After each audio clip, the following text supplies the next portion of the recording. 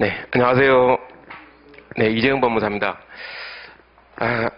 일단 강의 계획부터 좀 말씀을 드리면, 지금 우리가 이제 2주 동안인데, 2회 연강이 있죠. 근데 실제 맨 처음에 이제 계획상으로는 토요일 날 연강하는 걸로 되어 있었는데, 지금 토요일 날 강의실 사정이 좀 안 좋은 것 같아요. 그래서 제가 금요일로, 잠깐 옮기려고 하거든요. 그래서 이번 주 금요일하고 다음 주 금요일, 2회 연강하는 걸로 그렇게 지금 계획입니다. 혹시 안 되시는 분은 말씀하십시오. 말씀하시면 제가 뭐 시간을 다른 데로 조정할 수도 있으니까 그렇게 하시고요. 혹시 안 되시는 분 계세요? 금요일 날 내가 그러면 금요일 날 안 되면 그럼 목요일 날 2주 다 안 되나요? 1주만 안 되나요? 이번 주만 안 되나요? 이번 주만 안 돼요? 그러면 다음 주 안 돼요? 그 다음 주 안 되면 그럼 이번 주는 금요일 날 하고 다음 주 목요일 날 할까요? 둘 다 그냥 아예 다 목요일 날 하는 걸로 할까요? 목요일 날. 자, 목요일 날 안 되시는 분 있으세요? 목요일 날. 그러면 제가 이제 일단 시간을 일단 목요일 날 연강 하는 걸로 이렇게 정하겠습니다. 그래서 다른 뭐 변동사항 없으면 제가 그렇게 사무실에도 그렇게 말씀드릴게요. 원래 토요일 날 하기로 했었는데 우리 강의실이 여유가 안 되는가 봅니다. 오후까지. 그래서 목요일 날 연강하는 걸로 하겠습니다. 그리고 이제 우리 지금 오늘 뭐 헌법책 처음 사시는 분도 있고 이런데 야간반 같은 경우는 벌써 이미 끝난 지가 벌써 한 달이 다 지났거든요. 그래서 사실 지금 헌법 한다고 하면은 물론 이제 민법을 좀 공부했다는 전제하에서 보면은 뭐 적당한 시기라고 보아집니다. 원래는 좀 일순환 때 한번 전과목을 한번 돌려야 되거든요. 근데 지금 처음 시작하기 때문에 조금 어려울 수도 있습니다. 자, 이 헌법은 이 과목 특성상요. 과목 특성상 이거 종합법입니다. 종합법. 그래서 옛날에는 한 20년 전만 하더라도 우리 헌법재판소 판례가 별로 없을 당시만 하더라도 사실 헌법이란 과목이 굉장히 뭐 기본 원리 이런 것만 이야기하고 있었는데 지금은 판례가 많이 나오다 보니까요. 이 판례 내용을 보다 보면 뭐 민법도 나오고 상법도 나오고 뭐 행정법하고도 관련돼 있고 뭐 세법하고도 관련돼 있고 이러다 보니까 거의 종합법이라고 보시면 돼요. 그래서 우리 법률 개념을 제대로 제가 익숙하지 않는 상태에서 헌법을 이렇게 공부 시작하게 되면 민법 개념을 잘 모르듯이 헌법도 역시 잘 모르게 됩니다. 그래서 굉장히 어려울 거예요. 맨 처음 보다 보면. 그래서 처음 공부하는 사람 기준으로 제가 말씀드렸을 때 맨 처음에 이제 1회도 갈 때는 법률 개념이 상당히 난해할 수가 있다. 그런데 좀 이렇게 반복하시다 보면 자연스럽게 해결되는 부분도 있습니다. 그래서 자기가 꼭 이렇게 의문이 나면은 저한테 개인적으로 이렇게 질문하세요. 질문하시면 제가 그런 것도 해소해드리고 제가 기본적인 부분은 뭐 설명을 드립니다만 강의 시간에 다 설명을 할 수는 없거든요. 모든 법률 개념 다 설명하다 보면 이거 뭐 50회에도 부족할 정도로 그렇게 됩니다. 그러니까 제가 기본적인 부분 설명을 드리지만 혹시라도 개인적으로요 법률 용어라든지 표현 같은 게 뭐 잘 의문이 난다, 잘 이해가 안 된다 했을 때는 언제든지 저한테 뭐 메일로 보내시든지 아니면 학원 게시판 이용하시든지 하셔가지고 많이 질문해 주시기 바랍니다. 그러면 제가 그게 강의하는데도 좀 이렇게 참고가 되고요. 그리고 질문을 해주셔야 제가 그분 얼굴도 제가 기억을 하게 되거든요. 제가 보면은 이번에도 뭐 2차 시험 바로 얼마 전에 끝났습니다만 저한테 개인적으로 이렇게 이야기를 하시는 분들 보면 질문했던 분들은 제가 단 한 번이라도 질문했던 분들은 제가 얼굴을 기억해요. 근데 뭐 한 번도 질문하지 않고 그냥 앉아만 계셨던 분들 같은 경우 잘 기억도 안 나고 그러더라고요. 그래서 이렇게 질문하시면 제가 거기에 맞춰가지고 조금 뭐 설명을 더 추가할 수도 있고 한 게 그런 부분이 있습니다. 그리고 제가 헌법 강의하면서요. 1차 객관식 공부 요령도 제가 많이 말씀드리거든요. 그래서 지금 이게 헌법 강의 듣다 보면은 다른 과목을 공부할 때 어떻게 공부해야 될 것인가 이런 부분에 대해서도 좀 요령이 많이 생길 겁니다. 그거는 우리 진도 나가면서 제가 많이 말씀드릴 겁니다. 그리고 헌법에 대해서 제가 잠깐 말씀을 드리면 이 헌법은 이제 크게 나누면 내용상 두 파트로 되어 있어요. 그래서 기본권 부분하고 통치구조 부분 이 둘로 나눠져 있습니다. 기본권하고요, 통치구조 이렇게 둘로 나눠져 있는데 이 비중은 뭐 반반이라고 보시면 돼요. 반반이라고 보시면 되고 이제 교재상으로는 앞에 이제 헌법 총론 부분이 있죠. 총론 부분이 있는데 자, 헌법은 크게 나누면 이제 기본권하고 통치구조다 이렇게 나눌 수가 있어요. 자, 이 기본권은 이 뭐 다 적을 필요는 없습니다. 그냥 들으시면 돼요. 제 강의는 계속 듣다 보면 중요한 건 제가 계속 반복해 드리거든요. 그래서 계속 듣다 보면 뭐 자연적으로 다 해결되는 부분들이 많이 있습니다. 이 기본권 부분은 그 개인과 국가 간의 관계를 보고요. 개인과 국가 간의 관계를 이렇게 서로 이렇게 비교해서 개인이 국가에 대해서 어떤 권리를 가지느냐, 헌법에서 보장된 권리가 어떤 것들이 있느냐, 이런 관점에서 크게 이제 네 가지로 이렇게 분류를 해놨어요. 기본권 부분을. 그래서 자유권적 기본권하고 사회적 기본권, 그러니까 청구권적 기본권, 그리고 정치적 기본권, 참정권이라고도 합니다.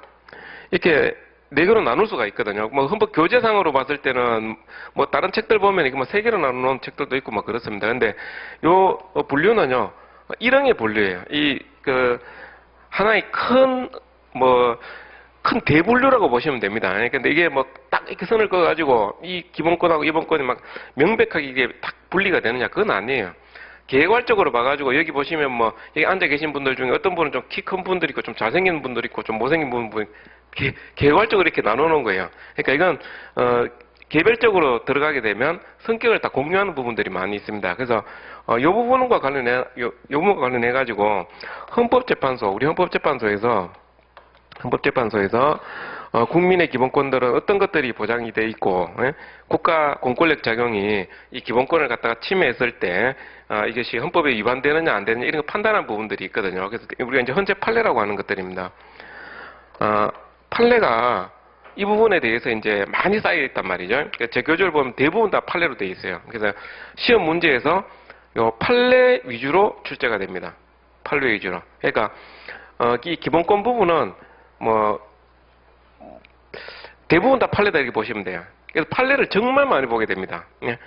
매일 수십 개씩 봐야 돼요. 이 판례를. 근데 출제 비중을 놓고 봤을 때는 요 자유권적 기본권 있잖아요. 자유권적 기본권. 기본권 성격은 나중에 우리 다 공부를 할 겁니다. 요 부분에 집중적으로 출제가 돼요. 이게 여기서 적어도 한 서너 문제, 그러니까 우리가 20문제가 출제되거든요. 헌법에서. 근데 20문제 중에서 이 부분에서 한 서너 문제라고 보시면 됩니다. 그래서 여기 집중적으로 출제가 되고요. 그 다음에 통치구조론 부분은 이제 국회, 정부, 법원, 그리고 헌법재판소 이렇게 나눌 수가 있습니다. 요 네 파트로 되어 있는데 이 부분은 기본적으로 헌법 조문이 많이 있고요. 이 부분에는 헌법재판소 판례가 별로 없어요. 판례 별로 없습니다. 자, 이 부분은 제가 헌법재판소 판례라고 말씀을 드렸는데 이 부분은 판례가 별로 없어요. 그래서 몇 개 있는 판례는 굉장히 중요한 것들입니다. 그러니까 몇 개 되지도 않는 판례가 있기 때문에 그 판례들은 굉장히 중요한 판례들입니다만 대부분은 헌법 조문하고요. 헌법 조문. 그 다음에 법률이 있어요. 법률이. 여기 국회 같은 경우는 이제 국회법, 정부라 그러면 정부조직법, 법원이라 하면 법원조직법 이런 게 있고, 헌법재판소 같으면 헌법재판소법 해가지고 개별 법령이 있거든요. 그래서 이걸 우리가 부속법령이라고 합니다. 부속법령. 부속법령이라고 하는데, 이게 조문이다, 조문. 예, 조문이 많다 이거죠. 이건 조문 위주로 출제됩니다. 조문 위주. 그래서 왜 이제 그 헌법 시험 문제가 어떻게 나오냐? 판례 조문이다 이런 이야기를 하거든요. 판례 조문. 그럼 이 파트에서는 판례 나오는 거고 이 파트에서는 조문 나온다고 보시면 돼요. 그래서 여기 나오는 판례들이 몇 가지 있긴 있습니다만 아주 중요한 판례도 있습니다만 대부분 중점은 이제 조문입니다. 이제 그 앞부분에 이제 헌법 총론이라고 해가지고요. 자, 우리 헌법을 보면은 기본권하고 통치구조 이렇게 나눌 수 있다고 했는데 사실 기본권은 아니면서 또 헌법에 들어가 있는 게 있거든요. 그래서 이제 그걸 우리가 이제 헌법의 기본 원리하고요. 기본 원리 이거 그냥 가볍게 들으시면 됩니다. 따로 다 합니다. 나중에 기본 제도라는 게 있어요. 기본 제도.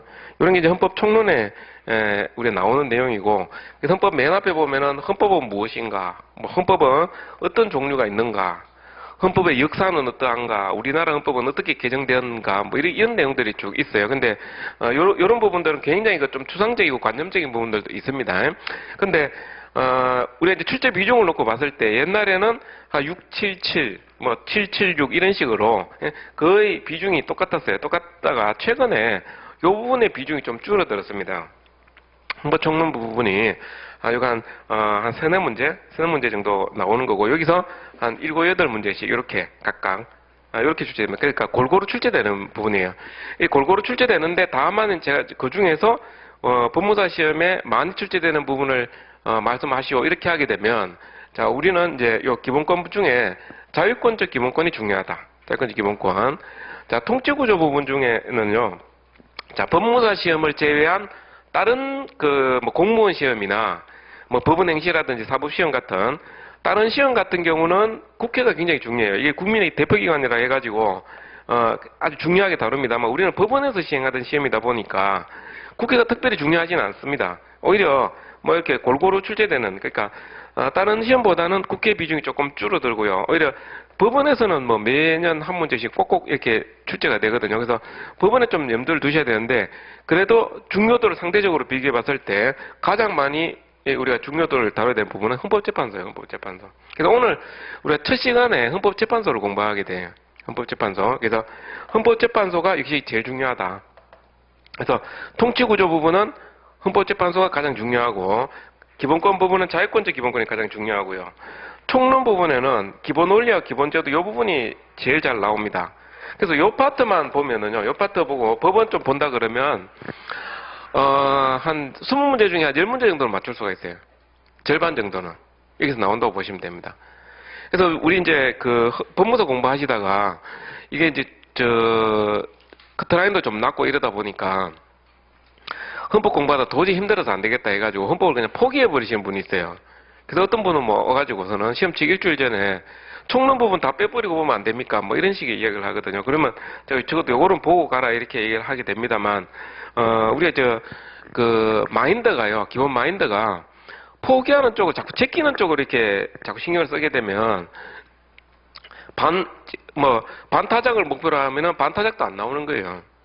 우리가 지금 헌법을 목표로 하는 건 제가 15개를 목표로 하거든요. 그러니까 20문제 중에서 한 15개 이상은 맞는 걸 목표로 합니다.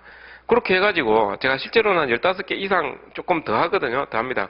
그러면 실전에 가가지고만 15개, 뭐 운 좋으면 뭐 17개씩 이렇게 나올 수도 있고 그것도 좀 더 틀리면 뭐 14개씩, 13개씩 이렇게 될 수도 있는 건데 처음부터 나는 헌법을 한 대충 해서 그냥 명가락만 하겠다. 나는 민법하고 민사집행법이 나는 뭐 전략 과목으로 하고 헌법은 그냥 명가락 하는 정도로만 하겠다. 이렇게 하게 되면요.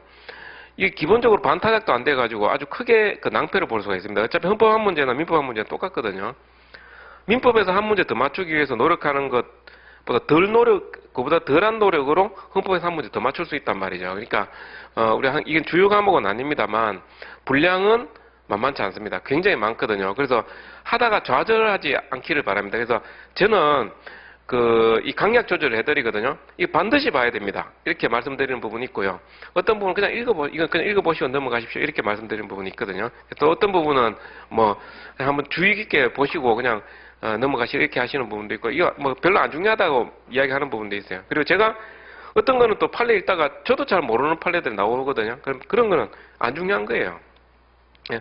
강사가 뭘 강의하다가 잘 모른다 이러면은 그건 안 중요한 거라고 보시면 돼요. 중요한 거는 계속 나옵니다. 제가 오늘 첫날 제가 이야기했던 거를요. 첫날 이야기했던 내일 또 이야기하게 될 거고 그 다음날 또 이야기할 거고 이런 부분들이 있거든요. 그런 거를 놓치시면 안 돼요. 그런 걸 틀리는 분들이 있거든요. 심지어는 제가 한 문제 딱 찍어가지고 내일 문제 이거 낼 테니까 절대 이것만 틀리지 마세요. 그렇게 말씀드리는 것도 틀리시는 분이 있어요. 그런 걸 우리가 있었으면 안 됩니다. 그래서 그걸 좀 제가 강조하는 부분에 좀 집중해서 보실 필요가 있고, 그리고 내일부터 제가 모의고사를 볼 거거든요. 모의고사를 보는데 9시부터 9시 20분까지 실전하고 똑같이 제가 문제를 낼 거예요. 작년 같은 경우에 제가 그걸 꾸준하게 했거든요. 객관식 하면서 또 계속하고 막판까지 계속 했는데 나중에 그 시험 치고 오셔가지고 저한테 하는 이야기가 헌법은 실전하고 실제 시험장에 가서 푸는 문제하고 우리가 그 학원에서 모의고사로 연습했던 거하고요. 거의 상당히 유사해가지고, 좋았다 이런 이야기를 하시더라고요. 그러니까 이걸 연습을, 모의고사를요, 실전처럼 이렇게 좀 하시는 게 필요하다는 겁니다. 그래서 제가 문제를 좀 신경 써가지고요. 근데 분량도 좀 적절하게 좀 해가지고 낼 테니까, 문제 만드는 데서 시간이 많이 들어가거든요. 대충 제가 문제집 그냥 뺏겨가지고 그냥 던져주고서는 20문제 풀어 이렇게 할 수도 있지만 제가 신경 써서 낸 거니까 그걸 좀 완전 실전처럼요. 시간 딱 정해가지고 20분 딱 정해가지고 땡 해서 적어도 한 19분 안에 다 풀어야 됩니다. 19분 안에 적어도 우리가 마킹하는 시간까지 생각해가지고 똑같이 해가지고 똑같이 실전처럼 그렇게 연습을 하시기 바랍니다. 그 연습이 헌법에서뿐만 아니라 다른 과목까지도요. 그 좀 이렇게 요령이 생기게끔 해줍니다. 그래서 그 도움을 받을 수가 있어요. 그래서 딱 수능 문제라고 해가지고 쉽게 생각하지 마시고 이거 쌓이게 되면은 거의 뭐 이것도 하루하루 쌓이게 되면은 뭐 문제집 수준으로 되거든요. 그래서 그걸 같이 오늘 우리 진도 나가가지고 자 복습하시고 내일 완전 실전처럼 풀어보시고 그걸 또 다시 제가 해설을 해가지고 또 반복을 한단 말이죠. 이러면 이제 그 파트에 대해서 어느 정도 자기가 좀 나중에 혼자 공부할 때도 좀 정리가 될 수 있습니다. 특히 헌법 같은 경우는 문제를 잘 보셔야 돼요. 문제를 많이 풀으셔야 됩니다. 그래서 기본서만 파는 거는 헌법에서는 절대 안 돼요. 기본서만 봐가지고는 이건 물에 물 탄 듯한 내용이 너무 많기 때문에 뭐 물론 잘하시는 분들 같은 경우는 기본서만 봐도 할 수도 있어요. 근데 절대 우리가 수험 경험 많은 사람 이야기를 그대로 듣지 마세요. 시험을 뭐 10년, 20년 공부하신 분들 같은 경우는 기본서만 봐도 이거 객관식 문제집에서 어떻게 바꾸는지 다 보이잖아요. 오래 하신 분들한테 그거 다 보면 그럼 이것만 봐도 된다 이렇게 하지만 처음 하시는 분들한테 그렇게 하면 안 돼요. 처음 하시는 분들 같은 경우는 당연히 이게 기본서를 아무리 잘 읽었다 하더라도 문제 풀면은 거의 반타작하는 게 정상이거든요. 그래서 이거 앞으로 이제 계속 문제를 푸시면서 그 문제에 대한 적응력을 갖다 높이는 것이 중요합니다. 실전에서는 내용은 알고 있어도요, 시간이 부족해가지고 다 못 푸고 나오시는 분들 상당히 많습니다. 그래서, 아직 문제 풀어보시면 아시겠지만요. 물론 다른 과목도 뭐 풀어보셨겠지만, 정신없이 풀어야 돼요. 진짜, 생각할 시간은 거의 안 준다고 보시면 돼요. 보자마자 바로 풀어야 됩니다. 보자마자 바로 답이 보일 정도 그렇게 하셔야 되거든요. 그래서 아는 것도 계속 반복. 아는 것도 계속 반복해야 이 시간 문제 푸는 속도가 이제 더 빨라질 수 있다는 겁니다. 그래서 그런 거 우리 생각하셔가지고, 자, 계속 시험을 보시고, 제가 뭐 시험 한 번도 안 빠지고 계속 보시는 분들한테 제가 선물도 드릴게요. 제가 딱 체크해가지고, 예? 시험, 어쨌든 계속 시간 정해가지고, 시험 보시는 걸로 그렇게 하시고요. 자, 제가 강의 과정을 맨 처음에 헌법 총론 처음부터 시작하는 게 아니고 제가 헌법재판소부터 시작하는 걸로 그렇게 했어요. 그래서 왜 그러냐 하니까 물론 이게 이제 앞부분을 하게 되면 뒷부분 몰라가지고는 앞부분이 이해가 안 되고 앞부분 몰라가지고는 뒷부분이 이해가 안 되고 뭐 이런 식의 이야기입니다. 근데 그 중에서도 그래도 중요도를 따졌을 때는 뒷부분의 헌법재판소가 가장 중요하기 때문에 일단 헌법재판소, 우리 앞에 중간중간에도 헌법재판소 판례가 계속 나오거든요. 근데 이 헌법재판소, 이 심판 절차 이걸 잘 이해가 안 됐을 때는 앞부분이 또 뭐 어려워지고 그런 부분이 있습니다. 그래서, 지금 이제 시작은, 자, 660페이지, 통치구조론 맨 마지막이에요. 헌법재판소. 여기부터 출발을 하도록 하겠습니다. 출발하도록 하는데, 자, 오늘 공부하는 거하고 내일 공부하는 것 중에서, 20문제 중에서 적어도 두 문제 이상은 반드시 출제되는 그런 부분입니다. 그래서 이 부분이 중요하고, 우리 정상적으로 진도가 나갔을 때는 맨 마지막 날, 아주 급하게 나가는 그런 경우가 되어버리거든요. 근데 미리 좀 해두시면 조금 괜찮습니다. 이 부분은. 그리고 앞부분에 또 설명돼야 될 게 뒤에 이게 또 연결되어 있을 수 있잖아요. 그럼 제가 이제 최소한 범위 내에서 제가 설명을 드리도록 하겠습니다. 맨 처음에 보시면은 우리나라 헌법재판제도 연역 이렇게 되어 있잖아요. 연역에서 제1공화국, 제2공화국, 제3공화국, 제4, 5공화국, 제6공화국 이런 식으로 되어 있습니다. 이게 이제 우리 헌정사라고 해가지고 이거 헌법 총론 부분에서요. 우리 헌법이 1공화국 헌법은 어땠고 2공화국 헌법은 어땠고 3공화국 헌법은 어땠고 이런 식으로 다 이 나중에 공부를 원래 해야 될 부분이거든요. 해야 될 부분인데 그 부분에 대해서 원래 암기사항도 좀 있고 그렇습니다. 근데 그걸 일단 건너뛰어 온 거거든요. 자, 1공화국 헌법이 우리 흔히 이승만 정권 때 이렇게 이해하는 거 있죠. 자유당 때라고 하는 말 있잖아요. 그게 이제 1공화국이고 2공화국은 이승만 정권이 무너지고 난 다음에 의원 내각제 개헌을 했던 시절입니다. 그래서 4.19 혁명을 통해 가지고 이승만 정권이 무너지고 나서 의원 내각제 개헌을 했었던 때가 있었어요. 근데 이때는 20화국 때는 굉장히 나라가 혼란스러워 가지고요. 이 헌법의 내용은 굉장히 좋았습니다만 제대로 시행돼 보지도 못하고 20화국은 무너져 버립니다. 누가 등장하게 되냐 하면 박정희 대통령이 등장하게 되죠. 그래서 3공화국 때 3공화국 이게 박정희 대통령이 쿠데타를 통해 가지고 집권했던 때가 바로 이 3공화국입니다.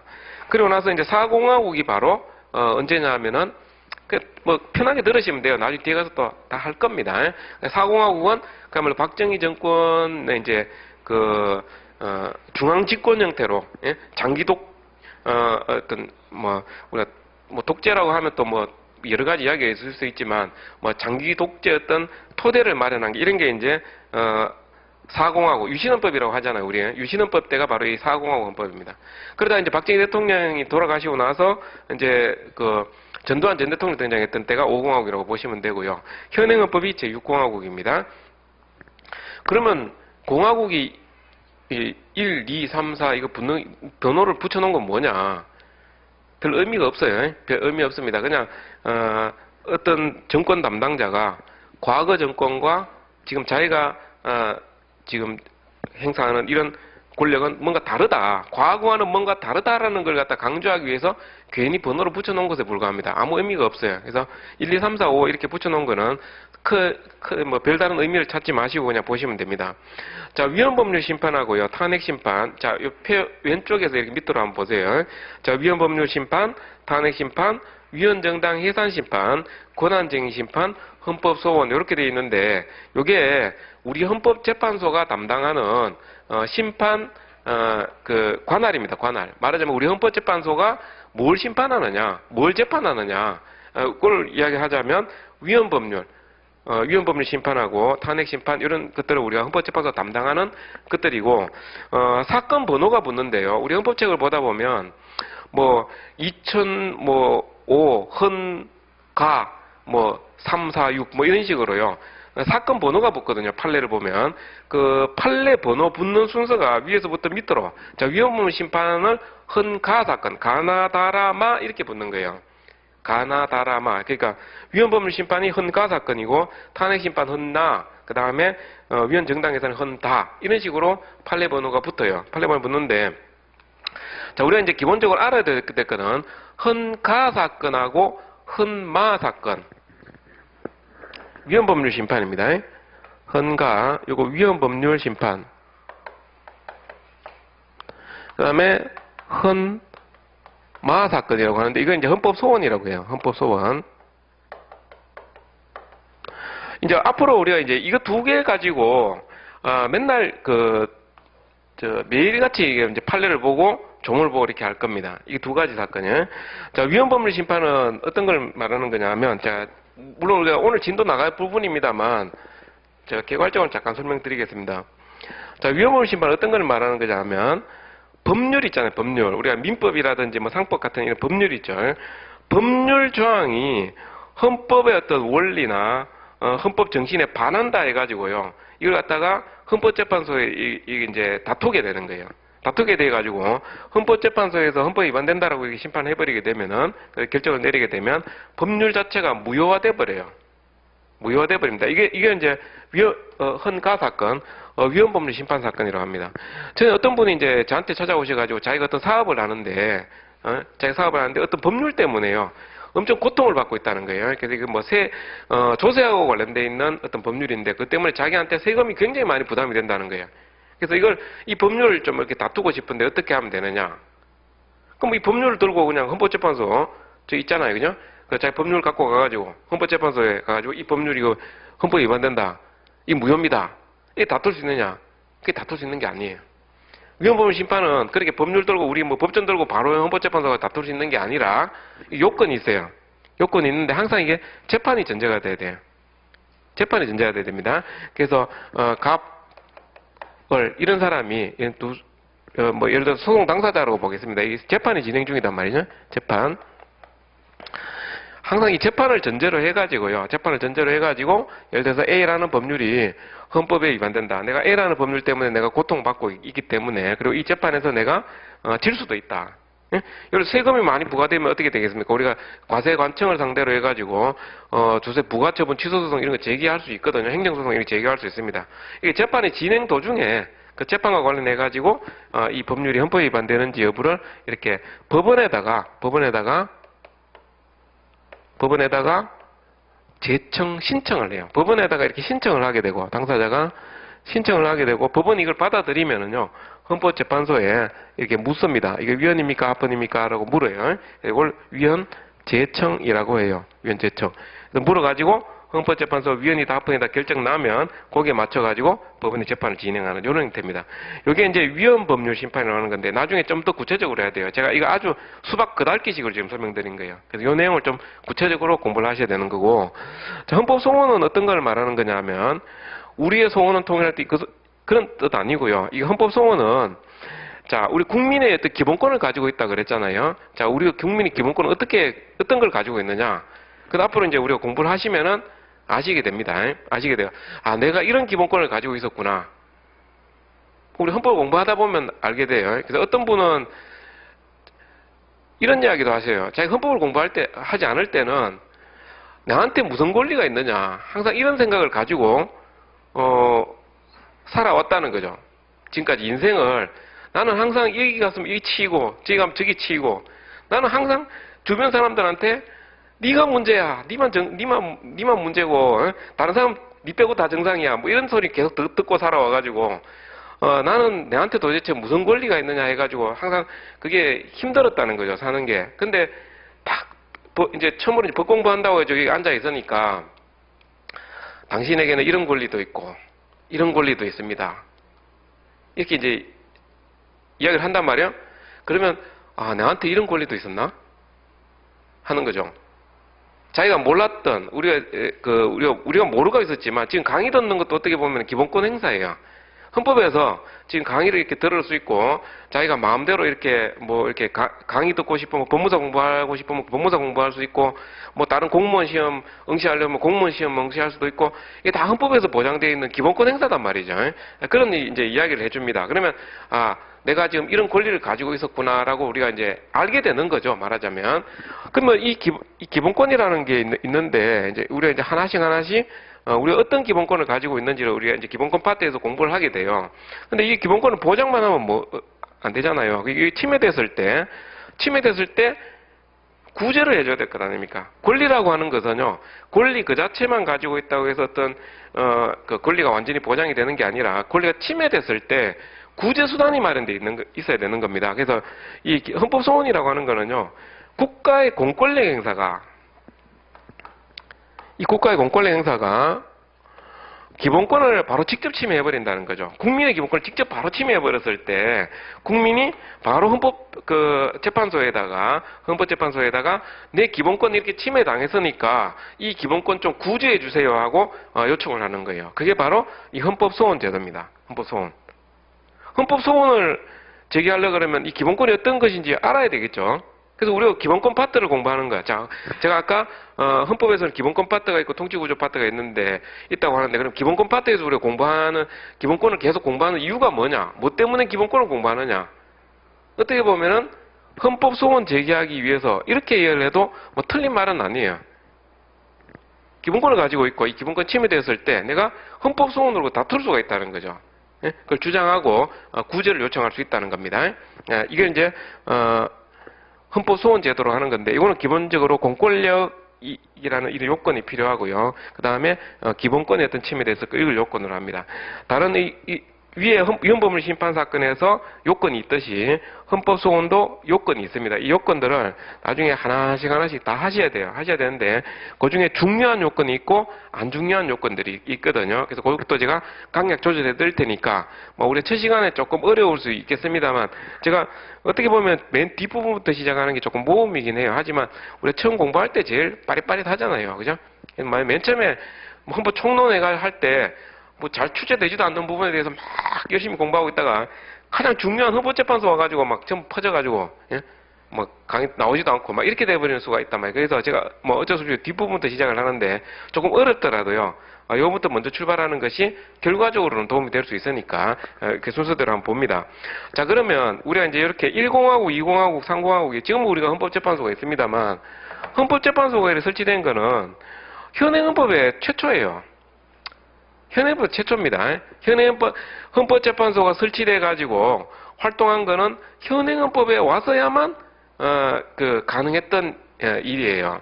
그래서 옛날에는 우리 이제 1공하고 2공하고 3공하고 이렇게 이제 우리 헌정사라고 하는데 우리 헌법이 이렇게 개정이 되면서 이런 위헌법률 심판이라든지 헌법소원 같은 이런 헌법 재판 제도들이 어떤 식으로 운용되어 왔는지 그 부분에 대해서 가끔 한 번씩 출제가 돼요. 출제돼서 여기 있는 내용들은 암기사항이 되는 거죠. 암기사항이 됩니다. 그래서 이 표 있는 거를 우리가 외워야 됩니다. 외워야 되는데 자, 일단 제가 저 외우는 요령을 말씀드릴게요. 자, 맨 오른쪽에 보시면 제6공화국 헌법에 우리 현행헌법입니다. 헌법재판소가 있죠. 헌법재판소가 있는데 일단 그 헌정사상 보면 헌법재판소가 나오는 거는 딱 2공화국 헌법밖에 없죠. 그렇죠? 자, 2공화국 헌법을 보세요. 거기 헌법재판소가 있죠. 헌법재판소가 있습니다. 그래서 우리가 이제 헌법재판제도의 연역에 관련해서는 2공화국 헌법을 중심으로 보는 게 조금 공부하기가 좀 편합니다. 2공화국을 중심으로 보세요. 2공화국에 현행헌법과 유사하게 헌법재판소가 있었다. 요거 체크하시기 바랍니다. 2공화국 때 있었고, 이때 이제 탄핵심판하고 위헌정당 해산제도가 있었습니다. 자, 탄핵심판은 어떤 걸 말하는 거냐 하면은요, 나중에 뒤에 가서 다 할 겁니다. 고위공직자요. 대통령이나 국무총리 같은 고위공직자들이 헌법이나 법률에 위반되는 행위를 했을 때 그 고위공직자를 파면시키는 제도입니다. 이게 헌법재판소 심판 대상으로 되어 있고요. 위헌정당 해산 제도는 최근에 정치에 좀 관심 있으신 분 같은 경우는 우리 아실 수도 있는데 이 통합진보당, 예? 통진당 해산 사건이 한번 있었어요. 예를 들어서 우리나라에 공산당이 창당돼 있다. 정당은 누구나 자유롭게 만들 수가 있거든요. 여기 계신 분들 모여가지고 정당 하나 만들 수 있어요. 응? 정당, 물론 이제 사람들이 더 필요합니다. 우리가 이제 정당을 갖다가, 사람들 끌어모아가지고 정당을 얼마든지 만들 수 있거든요. 근데 경우에 따라서는 황당한 정당도 많이 있어요. 핵누리당 해가지고, 어제 신문에도 보니까 누가 그런 걸 한다고, 예? 중앙선거관리위원회 같은데 이런데 이제 자기 정당 창당한다고 우리 신고를 하거든요. 그러면 보면 핵누리당 해가지고요. 황당한 옛날에 허경영이가 주장한 같은 그런 황당한 주장해가지고 정당 만들겠다라고 이렇게 막 제출하기도 하거든요. 그러니까 정당은 누구나 다 만들 수 있어요. 근데 만약에 공산당을 갖다 창당한다, 예? 마르크스 혁명론을 주장하는 공산당을 창당한다 그러면 그런 정당은 자, 헌법재판소 심판에 따라 가지고 해산시켜버릴 수도 있단 말이죠. 그러니까 이런 걸 이제 여기 위헌정당 해산제도로 할 수 있는 거고, 권한쟁의라는 건 아마 처음 들어보시는 분도 있을 겁니다. 이 권한쟁의는 뭘 말하는 거냐 하면요. 우리 국가기관하고 국가기관 상호 간에 권한 분쟁이 생길 수가 있어요. 서로 내 권한이다, 내 권한이 아니다라고 이렇게 다툴 수가 있습니다. 자기 권한이다라고 다툴 수도 있고 내 권한이 아니다라고 다툴 수도 있어요. 우리가 밥 먹을 때 맛있는 음식은 서로 먹으려고 그러죠. 서로 먹으려고 그러고 다 먹고 나면 설거지 할 때 되면 이건 내가 먹은 거 아니다 이렇게 얘기할 수도 있잖아요. 그러니까 서로 어떨 때는 자기 권한이다라고 얘기를 하고 어떨 때는 자기 권한 아니다라고 이렇게 다투기도 합니다. 이런 걸 우리가 권한쟁의 심판이라고 해요. 국가기관끼리 서로 다투고 있다 그러면 이건 누가 해결하느냐? 헌법재판소에서 권한쟁의 심판 대상이 되는 겁니다. 헌법재판소 얘기를 해결해 줍니다. 자, 국가기관과 지방자치단체라는 게 있죠. 지방자치단체. 예를 들면 서울특별시 지방자치단체. 자, 국가하고 국가기관과 지방자치단체 간에 이거 서로 내 권한이다, 내 권한이 아니다 이렇게 다툴 수가 있다는 거죠. 돈 되는 거는 서로 내 권한이라고 하고 비용 많이 들어가는 건 내 권한이 아니다 그래요. 그러니까 그런 식으로 다툴 수가 있단 말이에요. 지방자치단체와 지방자치단체 간 이것도 마찬가지예요. 지방자치단체와 지방자치단체 간. 그러니까 서울특별시하고 관악구 이렇게. 그죠? 지방자치 상호 간에 서울특별시하고 인접한 예를 들어 부산하고 진해 이렇게 돼 있으면 인접한 지방자치단체 상호 간에 권한 다툼이 생길 수도 있거든요. 이런 식으로. 그러니까 국가기관과 국가기관, 국가기관과 지방자치단체 간, 지방자치단체와 지방자치 상호 간에 이렇게 서로 내 권한이다 혹은 내 권한이 아니다 이런 다툼이 생겼을 때 여기 헌법재판소에서 이게 그 심판 대상이 됩니다. 자, 이런 것들이고, 자, 헌법소원은 자, 공권력의 행사 또는 불행사로 기본권의 침해가 있었을 때 기본권에 대해서 어떤 구제를 요청하는 그런 제도입니다. 우리가 이제 앞으로 제가 헌법재판소 판례를 많이 본다고 했는데, 자, 아까 제가 기본권과 관련해서는 헌재 판례가 많이 나온다 그랬잖아요. 그죠? 그래서 기본권을 침해당했을 때 원래 권리구제하는 게 이게 헌법소원 아닙니까? 그래서 우리가 기본권 파트에서 늘상 접하게 되는 헌재 판례가 바로 이 헌법소원에 관한 판례들이에요. 헌법소원에 관한 판례들, 그리고 혹은 뭐 법률이 또 뭐 국민의 역시 기본권을 침해했을 때 사실 법률 자체를 다투는 제도로서 이제 위헌법원 심판제도 이런 것들이 사실 요 두 개 사건이 99%예요. 99%를 차지하고 탄핵이라든지 뭐 권한쟁의 이런 것들은 비중이 좀 좁습니다. 그래서 위헌법원 심판 사건하고 헌법소원 사건이 99%를 차지하고 있다. 이렇게 보시고 하시면 됩니다. 자, 이거 어떻게 외우시냐 하면은 뭐 특별한 뭐 두 문자가 있는 건 아닙니다. 그래서 제2공화국에서요. 제2공화국의 헌법재판소가 있었다는 건 그 헌법상으로 있었다는 겁니다. 실제로 설치는 안 됐어요. 설치는 안 됐습니다. 이 나라가 워낙 혼란스러워 가지고요. 이게 제대로 설치도 못하고 박정희 대통령 등장하는 바람에 이게 그냥 그 설치도 못하고 그냥 폐지돼 버렸거든요. 근데 헌법상으로는 설치가 예정되어 있었다는 겁니다. 자, 헌법소원 사건은 보시면 전부 X인데 현행헌법에 최초로 들어갔죠. 헌법소원은 현행헌법에 최초로 들어갔다. 요거 체크하시고, 그 다음에 이제 그 제2공화국을 중심으로 해가지고 왼쪽하고 오른쪽 한번 비교해 보세요. 제1공화국 때는 헌법위원회가 있었고, 제3공화국 때는 대법원에서 위헌법을 심판을 담당했죠. 위헌법 심판. 이거 좀 특이합니다. 그래서 이걸 좀 기억해 두시기 바랍니다. 제1공화국 때는 헌법위원회가 있었고, 제3공화국 때는 대법원에서 위헌법 심판을 담당했다. 3공화국은 대법원에서 위헌법을 심판하고 위헌정당 해산제도도 담당을 했겠죠. 근데 요게 요 두 개 내용이 굉장히 특이한 내용은 아닙니까? 그죠? 그래서 특이한 거니까 자, 오른쪽에 자, 대법원 좀 특이한 내용으로서 기억해 두시고, 자, 왼쪽에 헌법위원회 밑에 보면 탄핵재판소라는 게 있었습니다. 자, 그러면 헷갈리는 게 제1공화국 때 탄핵재판소고 제3공화국 때 탄핵심판위원회가 있잖아요. 이거는 어떻게 기억해 두시냐 하면 왼쪽에 거는 5글자, 오른쪽에 거는 7글자 해가지고요. 5글자 먼저, 7글자 나중에 이렇게 하면 조금 더 우리가 쉽게 외울 수가 있습니다. 그래서 탄핵재판소가 재헌헌법, 제1공화국 헌법입니다. 제1공화국 때 탄핵재판소가 있었고 제3공화국 때 탄핵심판위원회.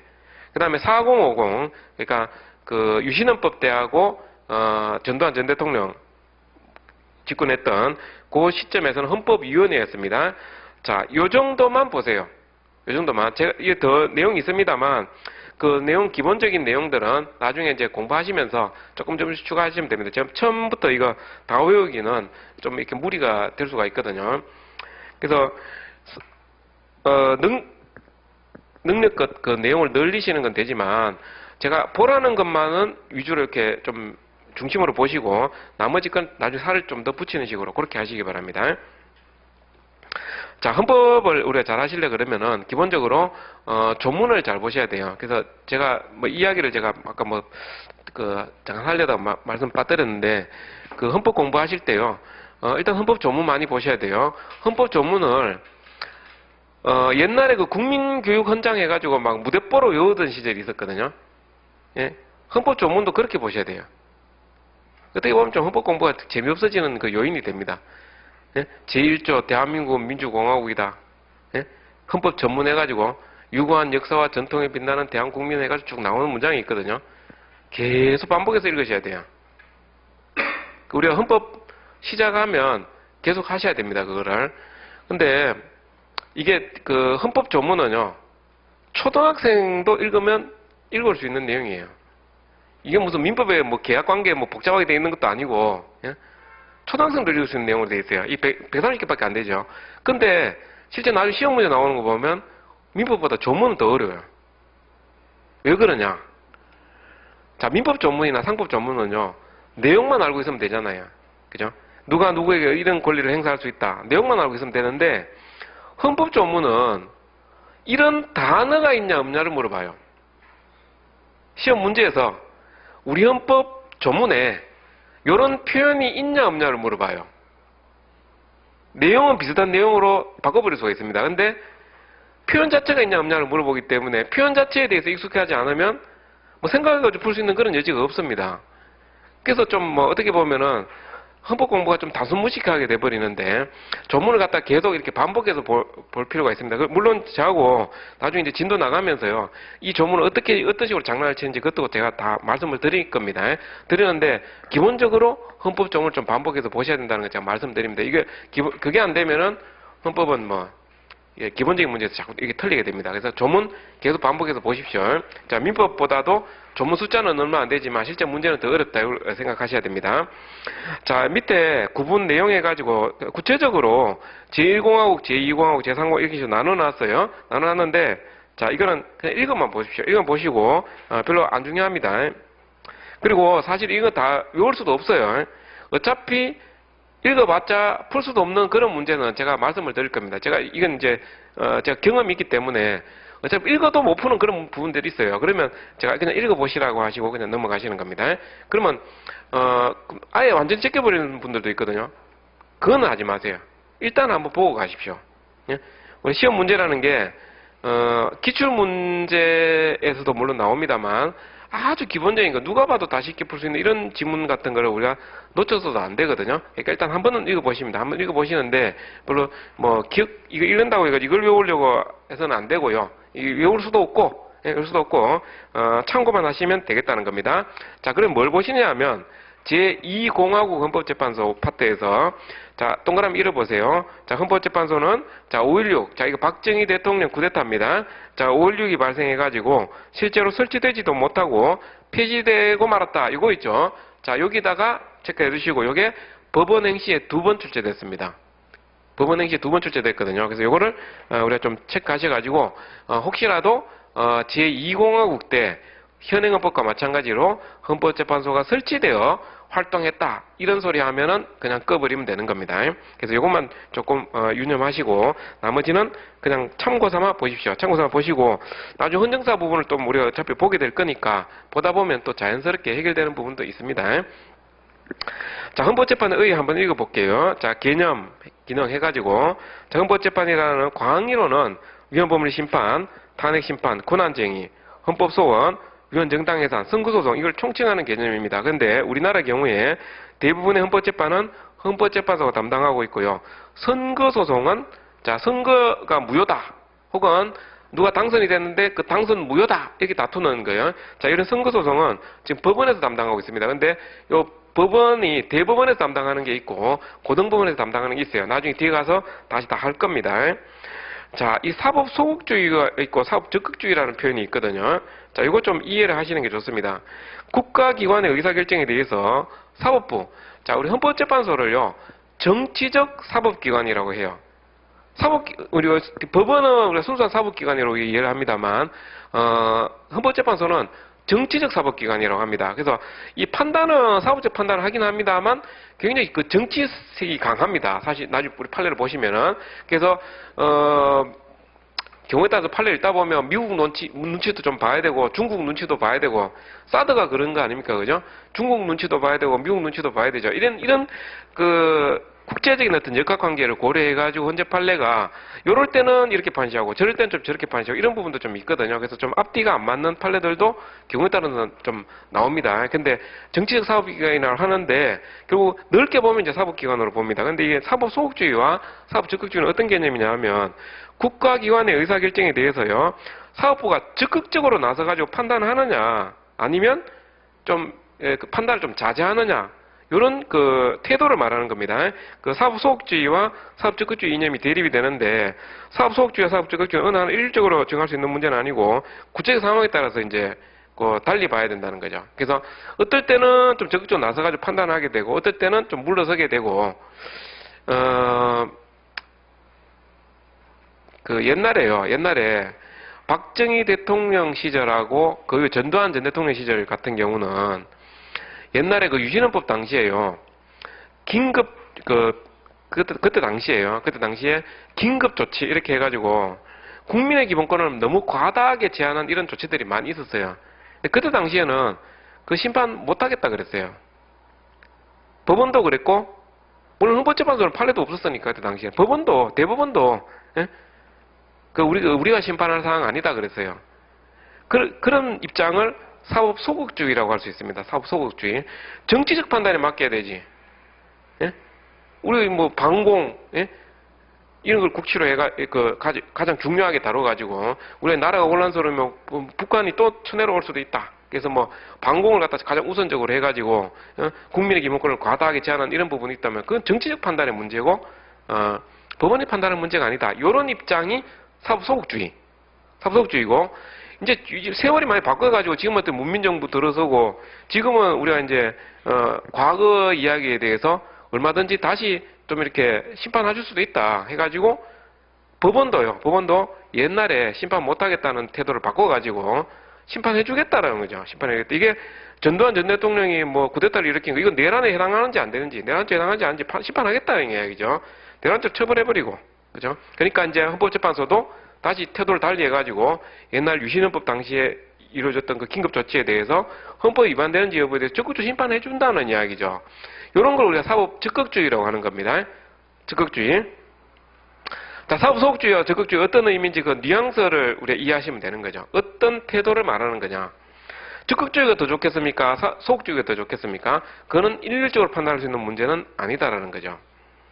자, 헌법재판의 성격은, 자, 맨 마지막에 보시면 됩니다. 정치적 성격이 짙은 정치적 사법작용. 이렇게 보는 것이 현재 다수설입니다. 자, 우리 헌법에서 사실 다수설은 의미가 없어요. 다수설은 의미가 없고요.